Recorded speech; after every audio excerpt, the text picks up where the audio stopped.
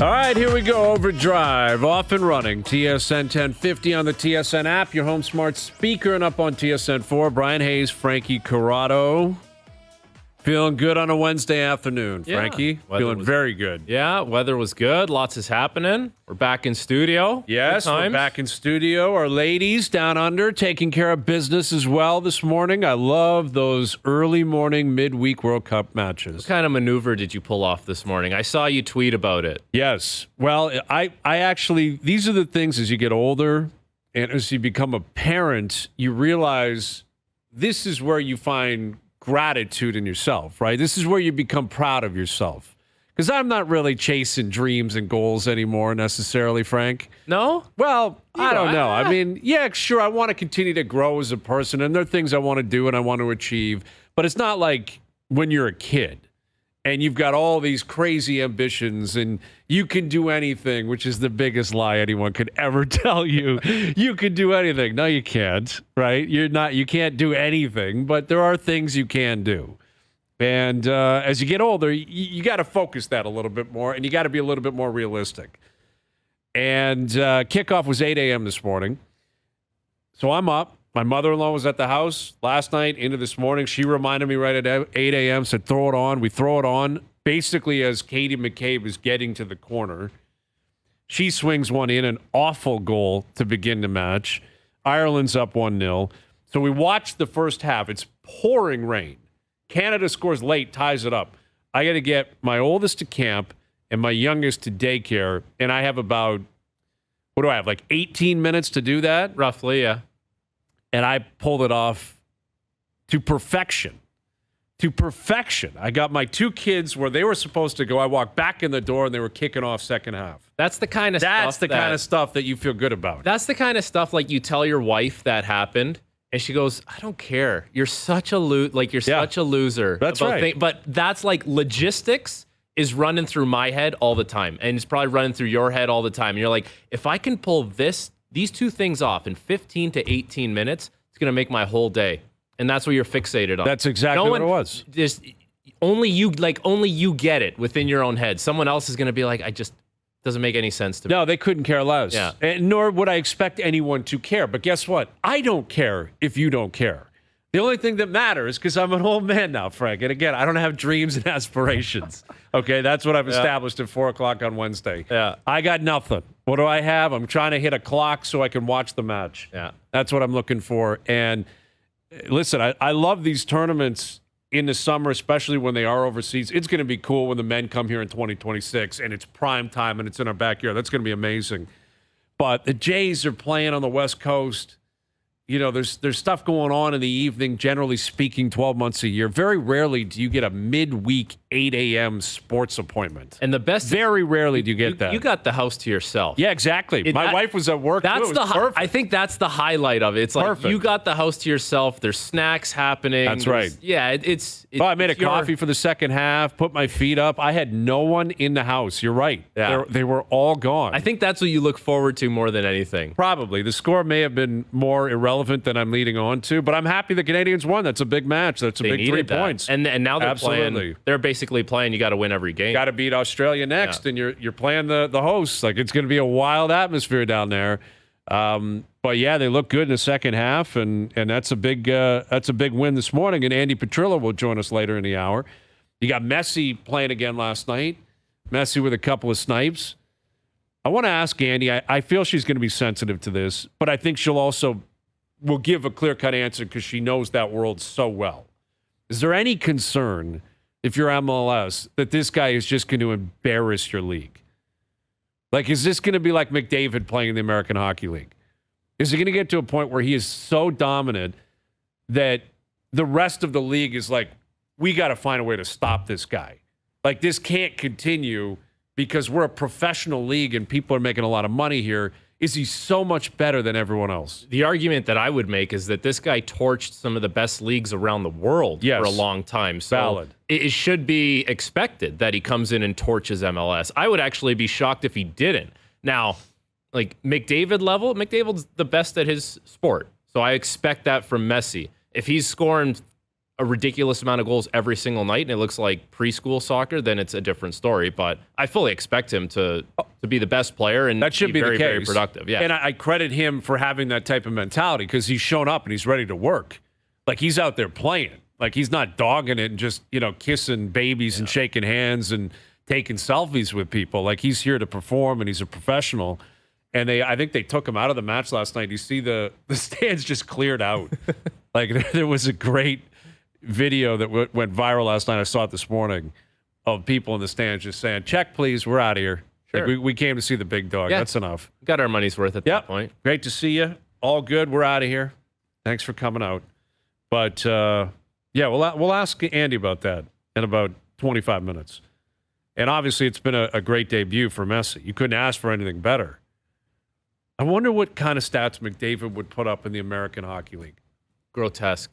If you gave McDavid 82 games in the AHL, do you think he'd have 225 plus points? Not 225, no. He would have more points than he has in the NHL. But the thing is, he's not playing with Draisaitl. He's not playing with Hyman. It's different when you go down the American Hockey League. It's a little more of a mishmash of things. You get some younger guys, you get some older guys.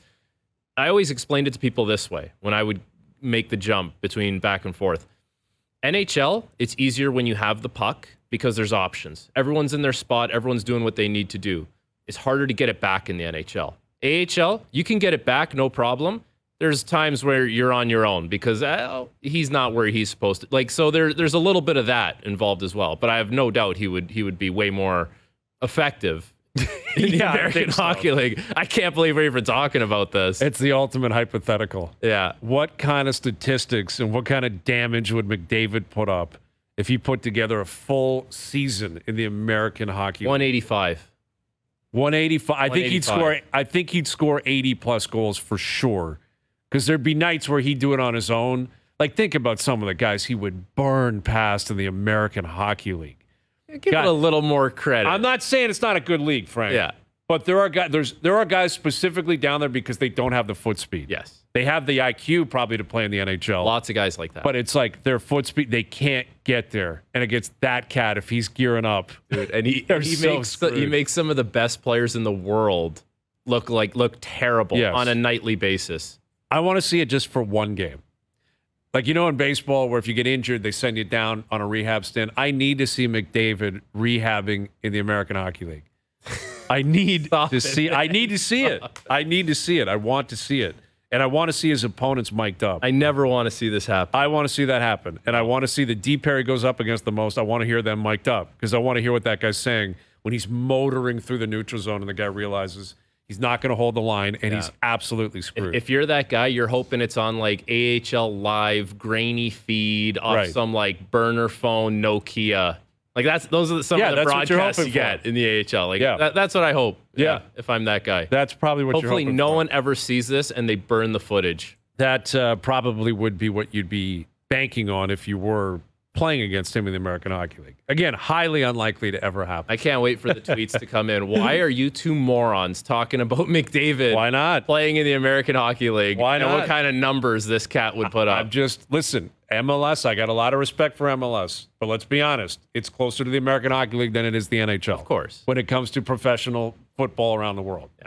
And that's all I'm saying. Like, Messi is still an absolute stud, and if he's in the mood, he should torch this league. But what you said about playing in the AHL applies here too. Sure. Like when he was at Barca, this guy's running around with Neymar. Yeah. And he's got Neymar's not playing in Inter Miami. No. Right? Like he's got some good players down there, but not at the same level. It would be more of an indictment on the league if some, Johnny MLS guy just starts torching the league. Then you got issues, right? But if Messi's doing it, I think that's pretty par for the course. He was going to do that no matter where he was playing. Probably expected. Even at this age. Yeah. No, to your point, like at PSG the last couple of years, at Barca part of that. Look what he just did at the World Cup. Yeah, that's the best on best, and he was absolutely dominant. Head to head with Mbappe. It was like, you're the young kid. Guess what? I'm the GOAT. Yeah.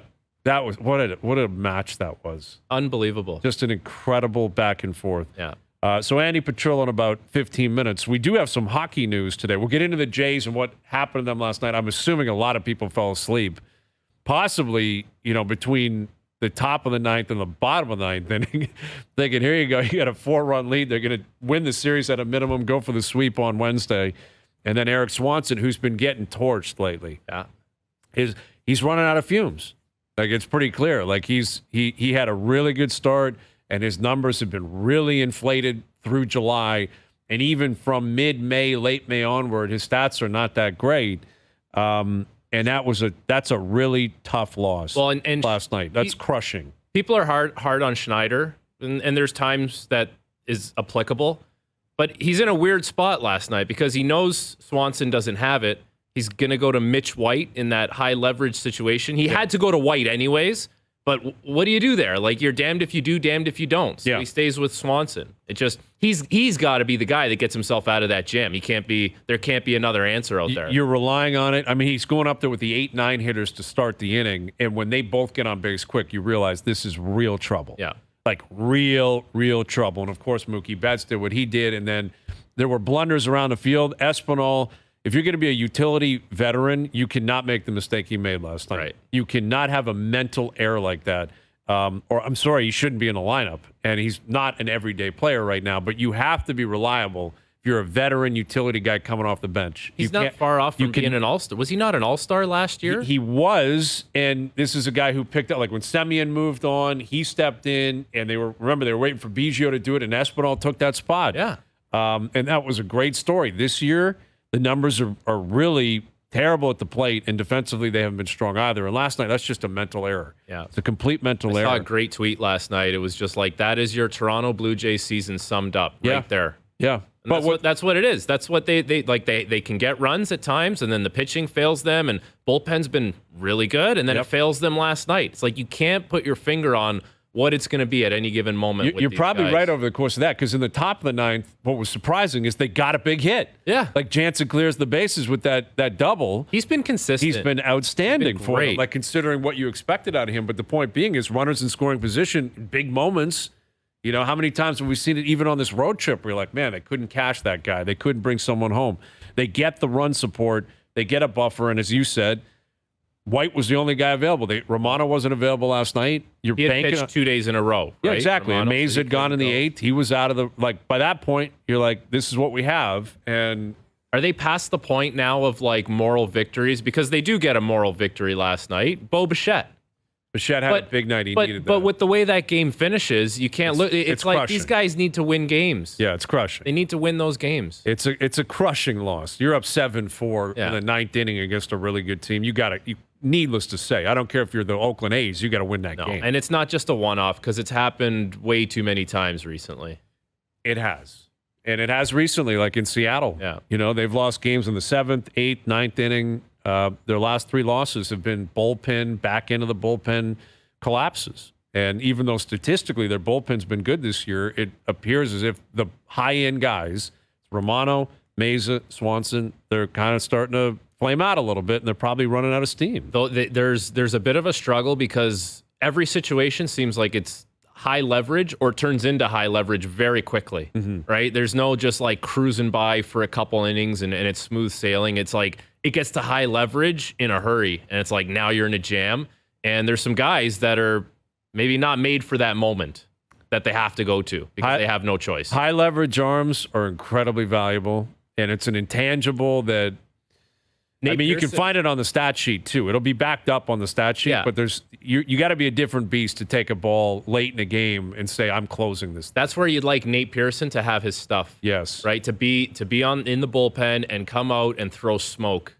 Well, and I think that was evident last night. Like, you've still got Mitch White as one of your options. You clearly don't trust him. You shouldn't trust him. Yet you don't trust Nate Pearson enough that you're willing to send him down and keep Mitch White. That's what's strange in the bullpen. About it. I mean, come on. I know he's had a few blow-ups, but Mitch White is completely unplayable right now. So is it one of those things where you don't trust the guy, or you're just saying, listen, we just need, for your sake, the player's sake, you just need to go down, work on a couple tweaks because we actually need you in a couple weeks to come back up, because high leverage situations are coming pretty rapidly and you got to get in there. It's probably a combination of both, yeah. But you'd think they're beyond the development of Nate Pearson. Right. He's already pitched himself into a position where He's a bullpen arm. That's what he is. This is what he's going to be. That's what he's going to be for the rest of his career. They desperately need that guy that comes out of the bullpen and throws smoke. Yep, and they have less than a week to find a guy who's not currently in the organization to do that too, right? And I think that's clearly imperative. Like the high-end teams, it doesn't matter how great your bullpen is. The Yankees have a great bullpen. They'll add to their bullpen. I'd be surprised if they didn't, even with them not even in a playoff spot. Baltimore, Dodgers, like there's a lot of teams. Atlanta. You always add to your bullpen. You always do it. And I'd be shocked if the Jays didn't. Yeah, everyone who thinks their team is going to. It just seems like a lot of these teams now want players with term. So if you're like looking in the rental market, there's actually going to be some arms to be had if everyone wants term. Absolutely. Yeah, there should be. There should be for sure. So some news in the NHL today. Noodles will join us just after 5. Matt Murray on long-term IR. Like, what do you make of this news where it's announced today? Because my read on this is the buyout window opened today, and I would assume the conversation they had with Matt Murray, and I'm speaking on behalf of Brad Trey living here, was we're either buying you out or we technically can't because you're injured, which means, guess what? You're injured for the rest of time. Like, you're not coming off long-term IR because it can't happen for the Leafs. Yeah. But how often do you see a guy on July 26th, it gets announced he's on long-term IR indefinitely? Like, if he snaps out of it in 2 months and feels great, he can't come off long-term IR? No, usually that's... Obviously, that's not going to happen because the Leafs, they can't allow it to happen. That statement usually comes out sometime in the middle of September, right before training camp, or during training camp, or right before the final roster gets set. There you go. It's like, oh, that's how they're going to be cap compliant. We knew it was going to. We didn't think it was going to happen in July. The conversation that I thought would have went down is very similar to yours. Here's the two scenarios. We're going to buy you out. You make $8 million this year in real cash. You can get 2/3 of that, or you can go on LTIR and make the whole $8 million. And guess what? You probably want that whole $8 million because next year, I don't know if there's a contract waiting for you. No. And if there is, it's like league minimum because you'll be trying to find your way in the league again. That's right. Yeah, so no, exactly. Might as well take that cash in while you can. Listen, Matt Murray has been legitimately injured a lot in his career. He probably still is. He likely still is. So I know people are going to, around the league, say, well, what's this all about? It's shady, blah, blah, blah. This happens all the time around the league. All the time. You get veteran players on big deals that we just saw with Carey Price and Shea Weber. Those two just decided we're not playing anymore. Obviously, they have suffered from injuries. But I think a lot of it was an accumulation of injuries, and they said we can't do it anymore. Yeah. So do they have anything acute that a doctor would go in and find and say, I cannot clear you to play? I don't know. But big picture, with all of the different injuries over time, you could probably get certainly a medical professional to say, I don't think it's safe for you to continue your career. Yeah, essentially, you're going to be able to play for 2 months until the next thing comes up and you're back on the IR. But it was funny with the Matt Murray, because people have been saying he's always hurt. He was hurt in Pittsburgh. He's hurt in Ottawa. He's hurt in Toronto. He's always hurt. Put him on LTIR. Oh, he's not hurt. Yeah. It's just the Leafs. It's just the Leafs trying to get around the cap. Right. He just said for the last 4 years, he's hurt all the time. Yeah. So now he's not hurt? Of course he's hurt. He's always hurt. Yes, I don't know it's how much legitimate. It's legitimate. I don't think he's interested in fighting through injuries late in his career. I think he's had some issues with just getting in the net and getting in the crease and how much he really wants to battle through, and that's fine. But this is probably the best case scenario for the Leafs anyway. It complicates the long-term IR with him and Muzzin. That's a lot of money that you got to get to day one of camp. It kind of complicates who you can have with you immediately. But in the end, if they avoid having to attach assets to get rid of them, which is what Dubas had to do on multiple occasions, the Marleau one being the most punitive, that was crushing for this team. That turned into Seth Jarvis, that pick. Go look him up on Hockey DB Leaf fans. He's a pretty good player, and he could definitely help here. The other one was they had to move back to get rid of Mrazek. Now, they only moved back, I think, 12 or 14 spots, but still, that's value. They had to attach something. The same thing would have happened here to unload Matt Murray, and I don't even know if it would have been – I don't think it would have been as easy. I think it would have been possibly even more expensive because of the real money he's owed. He's owed $8 million cash. Yeah. So you can't just call Arizona and say, take our $8 million cash. No. You really have to pay for that. And the other option was to buy him out, which meant a cap hit this year and a $2 million dead cap next year. This is the best possible scenario for the Leafs once they get through the complication of day one of camp, because he's just completely off the books if he doesn't play again. It's Robidas Island all over again. No assets lost, cap relief once it gets started, and after this year, it's over with. Yeah. You move on from Matt Murray. It's a one-way ticket to it's a Robidas win-win Island. for the Leafs. It's perfect for the Leafs, and I would say even from the player's point of view, this is what he needs. It's what he needs to just take a year off, get yourself healthy. If you have any aspirations of coming back and playing again, you need a whole year to yourself. Then maybe you can fire it up in 2 years and say, okay, I'm going to go somewhere on a PTO, or you're going to sign a two-way or a league minimum deal. See if you can get yourself back in the league. Matt Murray will always be a two-time Stanley Cup champion. Yep. He will always be in it considered an NHL goaltender. However you see him might be different. How you see him, how I see him. He's a two-time Stanley Cup champ. He's made a lot of money. That's nothing to shake a stick at. It's been a good career. If he wants to try and come back, he'll be better positioned to do so now after taking a year off than trying to fight through whatever injuries he had and trying to come back this season. Right, and it's effectively the conclusion of what was a terrible decision by Kyle Dubas. And very rarely in this marketplace can you get a near consensus on how something's going to play out. It's never 100%. There's always the eternal optimist, nice Leaf fan who wants to root for everyone because they're a Maple Leaf. And that's great. Feel free to do that. There's a lot of great Leaf fans, a lot of Leaf fans, I should say, that they want to support everyone. They love everyone. Be nice to everyone. Go ahead. Fill your boots. Do whatever you got to do. But I would have suggested 80 to 90% of Leaf fans looked at that deal and they were flabbergasted that Kyle Dubas acquired him.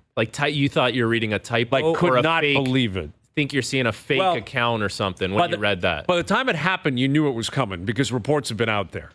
But I think the original report, Leafs are kicking tires on Matt Murray, that sent shockwaves through Leafs Nation, and people couldn't believe it, and myself included. And I remember when the deal went down, I came in and I said, I can't believe he made that trade. I remember that. That was sitting next horrible to you. trade. Yeah. They didn't get enough. They should have got way more for taking on Matt Murray, I thought. The fact that they Ottawa only ate 25% of the deal, I believe it was. And they couldn't get someone terrible to eat anymore as a third-party broker. It was an awful move by Dubas. But now you move on. And you got Samsonov, you got Wall, and I think it's imperative Trey Living finds a third goaltender as well to add to the system. I'm not going to defend Dubas in that move because it was a bad move at the time. It's a bad move now looking back at it. But was there not any internal discussion that said guys, this is not good? Was there not any of that? Someone from up above, someone within, how does collectively as a group, did everyone sign off on that and say this is what we need to do? Because whoever's around the table is just as much as at fault as who made the call on that. Yeah, I think it was clearly a room chock full of desperation because Campbell had left. Freddie had been gone for a couple of years. They knew they had to unload Mrazek. So remember, by the end of last season, they were sitting there basically realizing they had no goaltending. They had nobody. Samsonov unproven, coming in. But even once they signed Samsonov, it was still you had missed out on a couple of other moving pieces. Yeah. Right. Other guys had moved around. Kemper had already signed. There were a number of other guys who I think were possibly Georgiev had moved on already to Colorado. Yeah, exactly. And it was all right, musical chairs, and the music stopped. What are you going to do here? And I think at that point, they probably collectively said, we have to take a flyer. We got to hope it's going to work. But you're right. You're onto something here because since Dubas has left, there have been more and more reports of what has gone on in that room. And, some reports that have come out that have put a really positive spin on Brendan Shanahan's role in stopping things. Right? No, we're not making that trade. Right. Where was he last year saying, what are you doing here? Yeah, was everyone out this isn't going to work. Sneak this one in? He's got 2 years left. That was what was so crazy is that it wasn't a 1 year flyer. 1 year at $2 million, prove it, let's see what you got. Yeah. That's one thing. 2 years at $4.7 million was simply an impossibility to work out. It was never going to work for the Leafs. The other thing about these deals, and it seems like with the Leafs up against the cap, they need to know what their exit strategy is going to be on a lot of these things.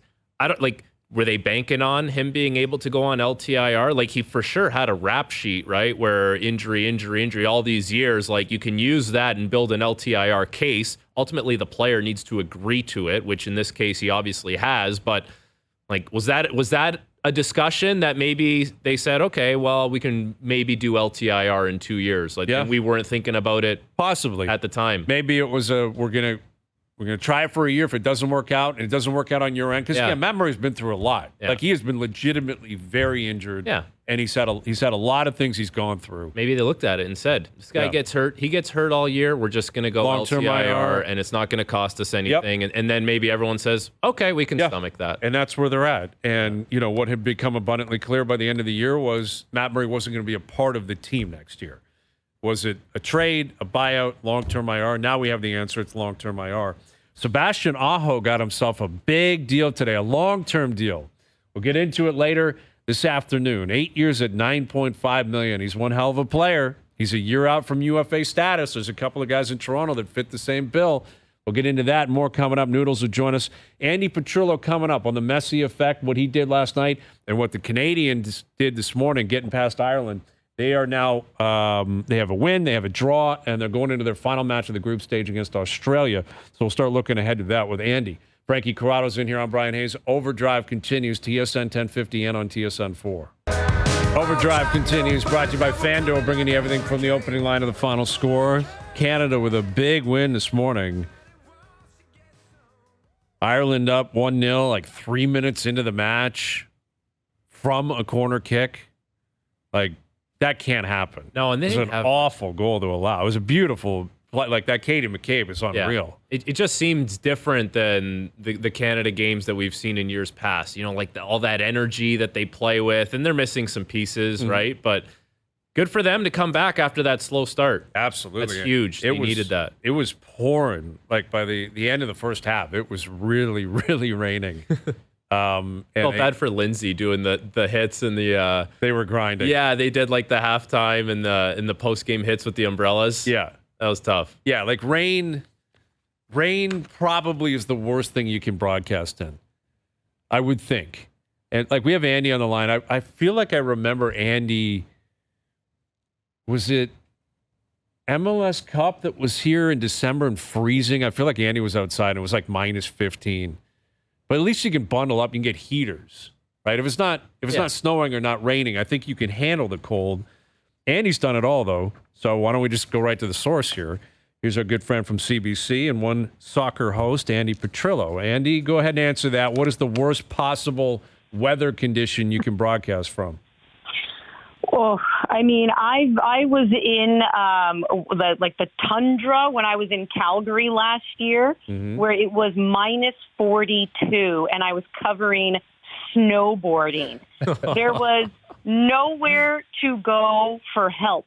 I couldn't take my phone out of my pocket to check like any stat or whatever, because the second you took your glove off, your hand froze. Okay. It was like, minus 46, like those cold fronts, like that is absolutely ridiculous. But to your point about MLS Cup, that was 2016. And I've shared this before. It was freezing, and we had a massive heater. This thing was probably the size of your studio. So you would think it would heat up an entire section, except it would only heat up 2 feet in front of it. So I had Carl Robinson, Craig Sutton as my analysts. They have earmuffs, toques, scarves, gloves. They're all bundled up. This thing is right up my, butt. I'm sweating. I have my jacket off, shirt's like collar is open. I'm sweating. Nobody knows I have this heater beside me. So people on Twitter are like, look at Andi, good Canadian girl. She doesn't need all that stuff like those other guys. Those other guys are weak, but they have no clue. I have this heater that's like creating a jungle in my area. And those poor guys were freezing. So, yeah, I've been in all kinds of weather conditions. Yeah, it would seem so. I mean, you're a veteran, and obviously you've seen a lot of World Cups over your time, and this morning was a big win. It got off to a really poor start, but they battled, and specifically, I would say the halftime adjustments and substitutions, that seemed to really make or break what Canada was willing to do in the second half, and that's a big 3 points. Yeah, Bev Priestman's always been fantastic with her subs. I mean, that's a big strategy for soccer coaches, and heading into the Tokyo Olympics, even in that gold medal game, she made crucial subs at halftime. Like, she brought Janine Becky off. She took Quinn off as well, because she's like, you're not performing. I'm not messing around. You're out, made the substitutions. And, of course, we all know they went on to win gold. And same thing here. This is not a gold medal game, but it was still a must win, because if they didn't get the full 3 points, that game against Australia would have put them in dire circumstances. So at halftime, she made 3 subs, because she's like, I'm not messing around. I'm not liking what I'm seeing. So Christine Sinclair goes in. Sophie Schmidt goes in. Shalina Zadorsky goes in. Kadisha Buchanan, we know she's been a little sick, but she was also on a yellow, so good to get her out. Grosso, even though she was part of that, Irish own goal, clearly wasn't doing it in the midfield for her. So out she goes. Sophie Schmidt goes in, and she was the main contributor to that pass to Adriana Leon that led to the go-ahead goal. And Christine Sinclair replaced Evelyn Vienne. I mean, Evelyn Vienne, I think, earned the start, but just wasn't making much happen. And then you bring in the veterans. So Canada definitely got older in that second half, but that's also Bev Priestman saying, I'm not messing around with substitutions. Because if you recall, the Men's World Cup, that was, one of the knocks against the Canadian team, and John Herdman, was that he waited too long to make substitutions. And that's the pride and joy of these managers, right? They're like these ultimate chess players, so they don't want to mess around. And when you nail your subs, it has got to be the greatest feeling ever. I know Bev Priestman's on cloud 9 right now, because she knows it was her adjustments that helped Canada win the game. Andy, why is Christine Sinclair coming off the bench? Is it just an age thing? And next game, is she starting because of her performance today? Doesn't surprise me at all that she was on the bench. If Jessie Fleming was healthy for that first game, she probably would have started on the bench even in that game. It's just the evolution, right? It's the undefeated Father Time. That's really all it is. And Christine Sinclair, even with her pro team, with the Portland Thorns, she averages 60 minutes a game. So she's a player that, you can start for sure, or a player who comes off the bench, but she's not giving you the full 90 anymore. And I don't think there's anything wrong with that. Like, this is just something that we've seen on every player's resume the older they get. I mean, even at this, the last Men's World Cup, Cristiano Ronaldo was on the bench and came off the bench on a couple games. So it's just the evolution of the player. She's 40 years old now. She still definitely has a lot to give. But Bev most definitely wants to use her as a sub more than anything. And she's proven that she can still be effective. With Andi Petrillo, so Canada getting past Ireland earlier this morning. Now they've got the host Australians, and it's probably going to be win and you're in. Well, it is. If they win, they're definitely in. A draw, it could get a little bit complicated here. But how do you see them stacking up moving into their final group stage match? Well, I mean, you just said it. I mean, win and you're in, but they've definitely put themselves in a better position with the full 3 points against Ireland. Tomorrow at 6 a.m., Australia-Nigeria play.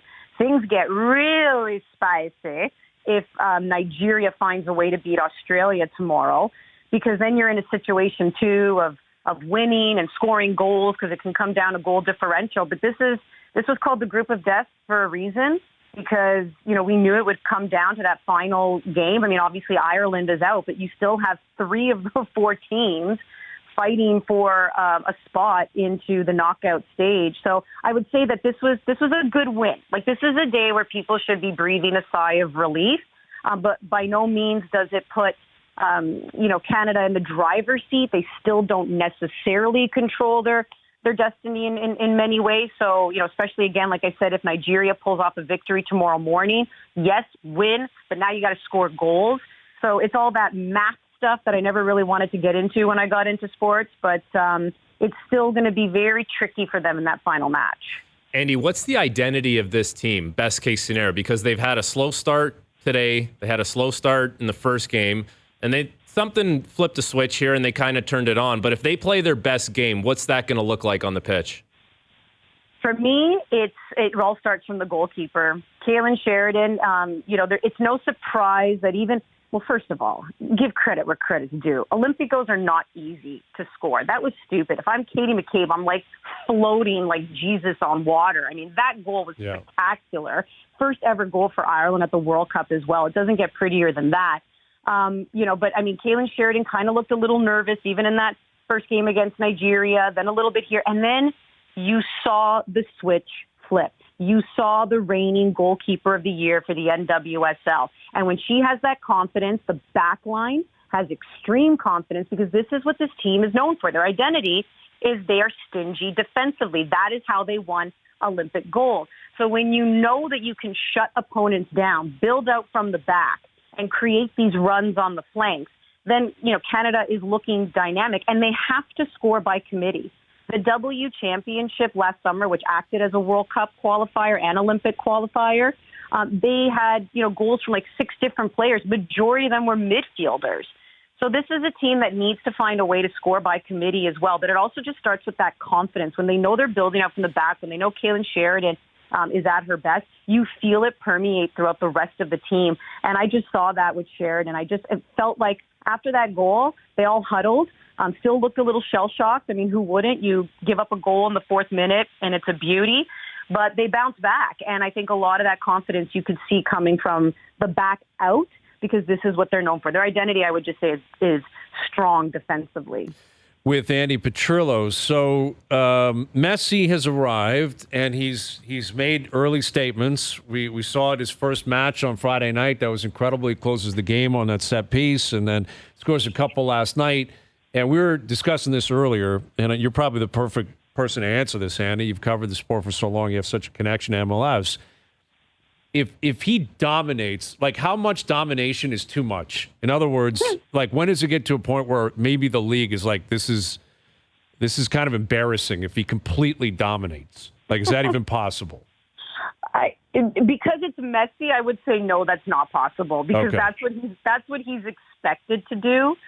And this league is still a star-driven league. Like, you need stars to still get the attention, I think, of a fan base, and they come and go. But you have to think, right? There are 29 teams in the league. Each team is allowed 3 designated players. That's a lot of designated players in this league, and not all of them are superstars. In fact, a lot of DPs in the last few years have been complete busts. I was actually thinking about this, and I thought, oh my, Toronto FC probably leads in DP busts between the 2 current ones right now. Soteldo, Nista, Jermaine Defoe, Danny Coover, and never mind, I do not want to go down that kind of memory lane. But there's been a lot of busts with DPs. So I think when a DP comes and actually dominates, that is what the fan base expects. That is what they want to see, especially since they're getting paid, an astronomical amount compared to what a lot of other people in the league are getting paid. This does have a cap system. It's very difficult. We still know that the average salary is kind of in the mid, like 150s, whatever. So it's not the highest of salaries either. So when a DP comes, the expectation is for them to dominate. So when they don't, that's what's disappointing. But Messi's on another level. I'm very curious when this is all said and done, because I think he's going to be a couple years, probably this year, next year. We know this, he's getting older. He also has a stake in the team. Like he'll make that transition. I'm just curious to see if it'll sustain. Like if this is something that'll also stay, or again, it's just like next, who else is the other superstar, right? Or will this help elevate that skill, help elevate that talent, right? That's the key. So I guess we'll never know that until a couple years after he retires. All right, Andi, we'll leave it there. We appreciate you doing this as always. Enjoy the rest of the World Cup, and we'll do it again soon. All right. Talk to you guys later. You got it. There's Andi Petrillo, our good friend from CBC and OneSoccer. Andi's always on the ball. She needs a new pair of flip-flops. I don't know if you saw that Oh, today. that's right. Yeah, I saw that. Joe from the Bridge was really keen on that little post. I guess her dog, chewed away on Chewed her flip-flop? flip-flops up. See you That's later. disappointing. Yeah, that's tough. Andi, she'll replace them, Yeah, it'll be fine. right? You can jump online, get those replaced in like 24 hours. Dude, Amazon Prime, it's there the next day. It's wild. It's wild. Like my wife, she was putting together an outfit for something we're going to do coming up. Matching? No, not matching. Not even close to matching. Okay. I don't want to be in that world where we're not a matching couple. I need you doing matching outfits with your wife. We are not in that. I can't think of a scenario where we've probably done a Halloween thing, a long time ago. I know we have. We've done a Halloween thing before, but Halloween's a different story. Yep. Right? If you're a couple at Halloween, sometimes you're going to do a matching thing, but not to like an event. Matching to an event. You know what I need? I need you doing like a fall photo shoot. You both have the flannel on, family pic. Everyone's wearing the same thing. Okay, we've done that before. I got to admit, we've done that before. We've done the family pics with the kids, and we're all in matching type of uniforms, or at least matching colors. That has happened. Good memories, man. Those are good memories. But that's like a photo shoot. Yeah, that's a different beast. We're talking going to an event, right? But anyway. She was online. She had figured out her outfit and everything in 15 minutes. Like, I'm getting this dress coming, and then these shoes are going to come. We're going to get. I'm like, all right. Like, you do whatever you got to do. I'm still going to the mall. Oh, yeah, me too. Every once in a while, I'm like, I got to go get something. I'll go to the mall. I can't visualize it on the computer. Yeah, me I have to actually go and see it in person and even try it on. Yeah, I'm big on trying things on. If it looks a little bad, I'm not doing this. I agree. And then once I ship something to my house, if I ever do that, there's no way I'm shipping it back. That is way too much work. There's too much logistics involved. I'm just going to chew on it. Yeah. And it's unfortunate. It is amazing how the world has changed to the point where things are getting dropped off in individual boxes. Like, for instance, I'm at a grocery store last night, and we all remember when we were younger, the cash register they'd bag it for you, get free bags, you get unlimited plastic bags, right? Yeah. And the world has changed. Yeah. We're not living in that world anymore. It was frustrating when it started turning that way 15 years ago. Now this is the world we live in. Complaining about the bag guy has got to stop. And I witnessed last night. I witnessed it last night. The guy was complaining that they didn't have plastic bags or paper bags, and he was complaining that he was bagging stuff himself. Like, dude, have you been living under a rock for 10 years? I get it's frustrating because of the way the world used to be, but that doesn't happen anymore. Dude, that guy's name is Gary, and it's his first time going to the grocery store in 10 years. Probably in 10 years. Because his wife was like, I can't go, and we need food. You need to go to the grocery store. Yes, and exactly. Gary got rattled. He couldn't believe it. And he wouldn't stop. And this poor girl at the till is like, at some point, she's like, I don't know what to tell you. Like, what do you want me to say to you? I don't run this operation. Yeah. Okay, I don't own this chain. He's not implementing the policies. No, this is it. These are the bags. You got to pay for them, or bring your own bags and you're bagging. This is the way it's going to go. And it's with all that being said, I guess what I'm trying to get to here is we can't have plastic bags, but Amazon can send anything in an individual box, and no one even thinks twice about it. You could order 15 different items, and they'll show up in 15 different boxes. I know. And I know we got to go, but this one more, because the plastic straws or the paper straws that people get are terrible, right? The paper straws. Mm-hmm. And we're just pumping out paper straws now. And remember back in the day in school, they were like, oh, don't use too much paper. We got to save the trees. Yeah. Forget about the trees now. Exactly. Pump out those paper straws because we don't want what are we doing? What are we doing here? And the grappler just points out that the boxes are recyclable. Very few things are actually being recycled properly. Very few things. Most of this is just going to a dump. Yeah. If it's got anything on it, they're like, it's not reusable again. Yeah. And even with that said, individual boxes for everything. Well, it's the filler. There's filler inside it too that's not recyclable. Right, exactly. Grappler. There's a lot of plastic in there, grappler. What do you have to say for yourself now? I'm just saying that at least in the, with the plastic bags, there's no part of it that can be recycled. At least with the cardboard boxes, there is some semblance of, reduce, reuse, yeah, what recycle. about the plastic poppable stuff that's in there? You want to see plastic bags get recycled? Go to an Italian household. There's 14 million of them under the sink. They're a hot item now. Oh, dude. So are we. We have, I think, 50 of them under our sink. And keep your hands off. Because if you have, garbage bins and stuff in the house, we got them in our room, the kids' rooms, and all that kind of stuff. You got to have them. Yeah. The grappler Bezos. I didn't realize you were such a Bezos supporter, and you were you were anti my little rant there. But it's all good. All right, Noodles coming up in about 15 minutes. Role play level of concern as well at 5:30. OverDrive continues. TSN 1050 and on TSN 4. All right, role play level of concern at 5:30. Jamie Noodles McLennan in about an hour. Actually, in about 10 minutes. Let me get that straight. Everything's throwing me off today because I'm tracking what's trending online, and UFOs is trending because of this stuff that happened in Congress down in the U.S. The whistleblower of the UFO stuff. It's wild, man. They got him.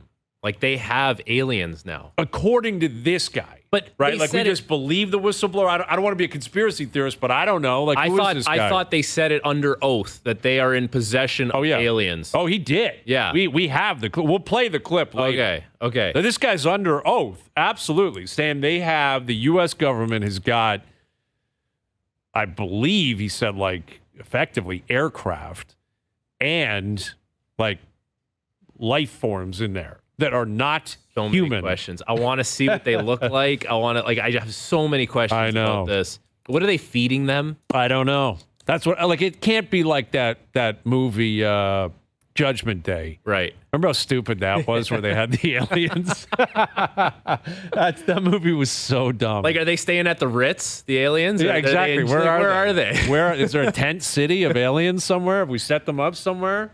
What's going on here? Yeah. We need to get to the bottom of that. And why is it only the Americans that have them? Like, how do we know? Like, you know, they only go to the U.S. That seems convenient. They don't want to go to Canada. Somewhere else. Yeah, maybe they're up here. All right. More on that later this afternoon. All right. We're really thinking outside the box here. Outside the paper bag. I'm going to start thinking outside the paper bag. Good call. Yeah. Forget the box. Paper bag. No more plastic bags. No more plastic bag. I'm thinking outside the paper bag. Hour 2 coming up. OverDrive continues. TSN 1050 and on TSN 4.